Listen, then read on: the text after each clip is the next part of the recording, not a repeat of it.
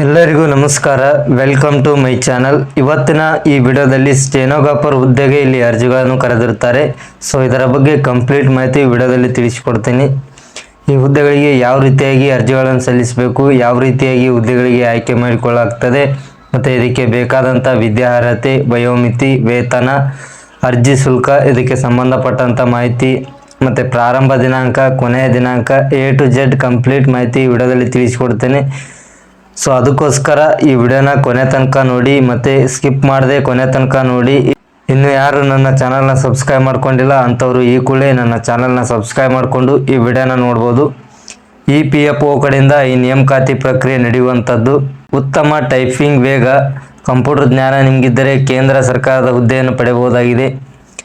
ಕೇಂದ್ರ ಸರ್ಕಾರದ ಕಾರ್ಮಿಕ ಮತ್ತು ಉದ್ಯೋಗ ಸಚಿವಾಲಯದ ಅಧೀನದಲ್ಲಿ ಕಾರ್ಯನಿರ್ವಹಿಸುತ್ತಿರತಕ್ಕಂಥ ಪ್ರಮುಖ ಸಾಮಾಜಿಕ ಭದ್ರತಾ ಸಂಸ್ಥೆಗಳಲ್ಲಿ ಒಂದಾಗಿರುವ ಕಾರ್ಮಿಕ ಭವಿಷ್ಯ ನಿಧಿ ಸಂಸ್ಥೆಯ ಸ್ಟೆನೋಗ್ರಾಫರ್ಸ್ ಹುದ್ದೆಯನ್ನು ಭರ್ತಿ ಮಾಡಿಕೊಳ್ತಾ ಇದೆ. ಕರ್ನಾಟಕ ಸೇರಿ ವಿವಿಧ ರಾಜ್ಯದಲ್ಲಿ ಇರುವ ಆಸಕ್ತ ಮತ್ತು ಅರ್ಹ ಅಭ್ಯರ್ಥಿಗಳಿಂದ ಇಲ್ಲಿ ಅರ್ಜಿಗಳನ್ನು ಆಹ್ವಾನಿಸಲಾಗಿದೆ. ಈಗಾಗಲೇ ಅರ್ಜಿ ಸಲ್ಲಿಕೆ ಪ್ರಾರಂಭವಾಗಿದೆ. 12ನೇ ತರಗತಿ ಪೂರ್ಣಗೊಳಿಸಿರ್ತಕ್ಕಂಥ ಅಭ್ಯರ್ಥಿಗಳು ಈ ಹುದ್ದೆಗೆ ನೀವು ಅರ್ಜಿಗಳನ್ನು ಸಲ್ಲಿಸ್ಬೋದು. ಈ ಹುದ್ದೆಗೆ ಅರ್ಜಿಗಳನ್ನು ಆನ್ಲೈನ್ ಮೂಲಕ ಸಲ್ಲಿಸಬೇಕಾಗಿರುತ್ತದೆ. ಕೊನೆಯ ದಿನಾಂಕ ಮೇ 25ರೊಳಗೆ ನೀವು ಈ ಹುದ್ದೆಗಳಿಗೆ ಅರ್ಜಿಗಳನ್ನು ಸಲ್ಲಿಸಬಹುದಾಗಿದೆ. ಹಾಗೆ ಎಲ್ಲೆಲ್ಲಿ ಎಷ್ಟು ಹುದ್ದೆಗಳು ಖಾಲಿ ಇದ್ದಾವೆ ಅನ್ನೋದ್ರ ಬಗ್ಗೆ ನೋಡೋಣ.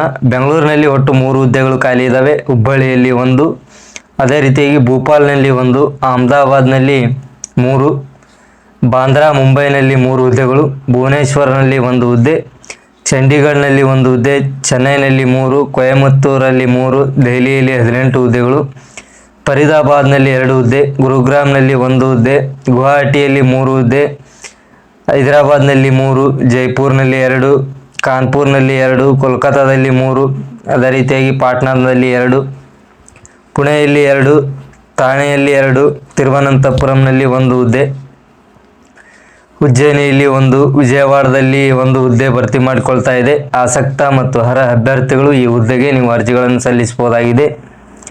ಇಲ್ಲಿ ಖಾಲಿ ಇರ್ತಕ್ಕಂಥ ಒಟ್ಟು ಹುದ್ದೆಗಳು 62 ಹುದ್ದೆಗಳು ಖಾಲಿ ಇರ್ತವೆ. ಆಸಕ್ತರು ಈ ಹುದ್ದೆಗೆ ನೀವು ಅರ್ಜಿಗಳನ್ನು ಸಲ್ಲಿಸಬೇಕು. ಮತ್ತು ಮುಖ್ಯವಾಗಿ ಈ ಹುದ್ದೆಗೆ ನೀವು ಯಾವ ರೀತಿಯಾಗಿ ಅರ್ಜಿಗಳನ್ನು ಸಲ್ಲಿಸಬೇಕಂದ್ರೆ, ಅಭ್ಯರ್ಥಿಗಳು EPFindia.gov.ನಲ್ಲಿ ನೀವು ಆನ್ಲೈನ್ ಮೂಲಕ ಮಾತ್ರ ಇಲ್ಲಿ ಅರ್ಜಿಗಳನ್ನು ಸಲ್ಲಿಸಬೇಕಾಗಿರುತ್ತದೆ. ಯಾವುದೇ ರೀತಿಯಾದಂಥ ಆಫ್ಲೈನ್ ಮೂಲಕ ಇಲ್ಲಿ ಅರ್ಜಿ ಸಲ್ಲಿಸಲು ಬರುವುದಿಲ್ಲ. ಶೈಕ್ಷಣಿಕ ಅರ್ಹತೆ, ರೆಸ್ಯೂಮು, ಯಾವುದೇ ಅನುಭವವಿದ್ದರೆ ಅದರ ಪ್ರಮಾಣ ಪತ್ರ ಇತ್ಯಾದಿ ದಾಖಲೆಗಳನ್ನು ಸ್ಕ್ಯಾನ್ ಪ್ರತಿಗಳನ್ನು ಇಲ್ಲಿ ಅಪ್ಲೋಡ್ ಮಾಡಬೇಕಾಗ್ತದೆ. ಯಾವುದೇ ಅರ್ಜಿ ಶುಲ್ಕ ಇರುವುದಿಲ್ಲ. ಎಲ್ಲರೂ ಸಹಿತ ಈ ಹುದ್ದೆಗೆ ನೀವು ಅಪ್ಲೈ ಮಾಡ್ಬೋದು. ಈ ಹುದ್ದೆಗೆ ಅರ್ಜಿಗಳನ್ನು ಸಲ್ಲಿಸಲು ವಯೋಮಿತಿ ಎಷ್ಟು ಹೊಂದಿರಬೇಕಂದ್ರೆ, ಹುದ್ದೆಗೆ ಅರ್ಜಿ ಸಲ್ಲಿಸ್ತಕ್ಕಂಥ ಅಭ್ಯರ್ಥಿಯು ಕನಿಷ್ಠ 18 ವರ್ಷ ಇಲ್ಲಿ ವಯೋಮಿತಿಯನ್ನು ಹೊಂದಿರಬೇಕು. ಸಂಸ್ಥೆಯ ನಿಯಮಾನುಸಾರ ಇಲ್ಲಿ ಅಭ್ಯರ್ಥಿಗಳಿಗೆ ವಯಸ್ಸಳಿಕೆಯನ್ನು ಸಹಿತ ನೀಡಲಾಗಿದೆ. ಈ ಹುದ್ದೆಗೆ ಅರ್ಜಿಗಳನ್ನು ಸಲ್ಲಿಸಲು ವಿದ್ಯಾರ್ಹತೆ ಏನಾಗಿರಬೇಕಂದ್ರೆ, ಮಾನ್ಯತೆ ಪಡೆದ ಶೈಕ್ಷಣಿಕ ಮಂಡಳಿಯಿಂದ 12ನೇ ತರಗತಿ ಅಥವಾ ತತ್ಸಮಾನ ವಿದ್ಯಾರ್ಹತೆಯನ್ನು ಹೊಂದಿರತಕ್ಕಂಥ ಅಭ್ಯರ್ಥಿಗಳು ಈ ಹುದ್ದೆಗೆ ನೀವು ಅರ್ಜಿಗಳನ್ನು ಸಲ್ಲಿಸಬಹುದಾಗಿದೆ. ಮುಖ್ಯವಾಗಿ ಈ ಹುದ್ದೆಗೆ ಎಷ್ಟು ವೇತನವನ್ನು ಇಲ್ಲಿ ನೀಡಲಾಗ್ತದೆ ಅಭ್ಯರ್ಥಿಗಳಿಗೆ, ಹುದ್ದೆಗೆ ಆಯ್ಕೆಯಾದಂಥ ಅಭ್ಯರ್ಥಿಗಳಿಗೆ 25,500 ರೂಪಾಯಿಂದ 81,100 ರೂಪಾಯಿವರೆಗೂ ಇಲ್ಲಿ ವೇತನವನ್ನು ಪಡೆದುಕೊಳ್ಳಬಹುದಾಗಿದೆ. ಆಕರ್ಷಕ ವೇತನವಾಗಿದ್ದು ಆಸಕ್ತರು ಈ ಹುದ್ದೆಗೆ ಅರ್ಜಿಗಳನ್ನು ಸಲ್ಲಿಸಬಹುದು. ಈ ಹುದ್ದೆಗೆ ಯಾವ ರೀತಿಯಾಗಿ ಇಲ್ಲಿ ಆಯ್ಕೆ ಪ್ರಕ್ರಿಯೆ ನಡೀತಾ ಇದೆ ಅಂದರೆ, ಅಭ್ಯರ್ಥಿಗಳಿಗೆ ಲಿಖಿತ ಪರೀಕ್ಷೆ ಮತ್ತು ಸಂದರ್ಶನದ ನಡೆಸುವಂಥ ಮೂಲಕ ಇಲ್ಲಿ ಅಭ್ಯರ್ಥಿಗಳನ್ನು ಆಯ್ಕೆ ಮಾಡಿಕೊಳ್ಳಲಾಗ್ತದೆ. ಹೆಚ್ಚಿನ ಮಾಹಿತಿಗಾಗಿ EPFindia.gov.ನಲ್ಲಿ ಇದರ ಬಗ್ಗೆ ನೀವು ಇನ್ನೂ ಹೆಚ್ಚಿನ ಮಾಹಿತಿಯನ್ನು ಪಡೆದುಕೊಳ್ಳಬಹುದಾಗಿದೆ. ಇದರ ಬಗ್ಗೆ ಕಂಪ್ಲೀಟ್ ಮಾಹಿತಿ ಈ ವೆಬ್ಸೈಟ್ನಲ್ಲಿ ನೀವು ತಿಳಿದುಕೊಳ್ಳಬಹುದಾಗಿದೆ. ಈ ಹುದ್ದೆಗೆ ನೀವು ಅರ್ಜಿಗಳನ್ನು ಸಲ್ಲಿಸಲು ಕೊನೆಯ ದಿನಾಂಕ 25/5/2024 ಈ ಹುದ್ದೆಗೆ ಅರ್ಜಿಗಳನ್ನು ಸಲ್ಲಿಸಲು ಕೊನೆಯ ದಿನಾಂಕವಾಗಿರುತ್ತದೆ. ಸೊ ಅದಕ್ಕೋಸ್ಕರ ಬೇಗನೆ ಈ ಹುದ್ದೆಗೆ ನೀವು ಅರ್ಜಿಗಳನ್ನು ಸಲ್ಲಿಸಿ. ಈ ಅಧಿಸೂಚನೆ ಲಿಂಕ್ ಸಹಿತ ಇಲ್ಲಿ ನೀಡಿದ್ದೇನೆ. ಆಸಕ್ತರು ಈ ಅಧಿಸೂಚನೆ ಲಿಂಕ್ ನೀವು ಚೆಕ್ ಮಾಡ್ಬೋದು. ಸೊ ಇದಿಷ್ಟು ಈ ವಿಡಿಯೋದ ಮಾಹಿತಿ. ಈ ವಿಡಿಯೋದಲ್ಲಿ ಕಂಪ್ಲೀಟ್ A to Z ಮಾಹಿತಿ ತಿಳಿಸಿಕೊಟ್ಟಿದ್ದೇನೆ. ಈ ಹುದ್ದೆಗೆ ನೀವು ಯಾವ ರೀತಿಯಾಗಿ ಅರ್ಜಿಗಳನ್ನು ಸಲ್ಲಿಸಬೇಕು A to Z ಕಂಪ್ಲೀಟ್ ಮಾಹಿತಿ ವಿಡಿಯೋದಲ್ಲಿ ತಿಳಿಸಿಕೊಟ್ಟಿದ್ದೇನೆ. ಸೊ ಈ ವಿಡಿಯೋ ನಿಮಗೆ ಇಷ್ಟ ಆಗಿದ್ರೆ ಆದಷ್ಟು ಹೆಚ್ಚು ಜನರಿಗೆ ಶೇರ್ ಮಾಡಿ ಮತ್ತು ಲೈಕ್ ಮಾಡಿ.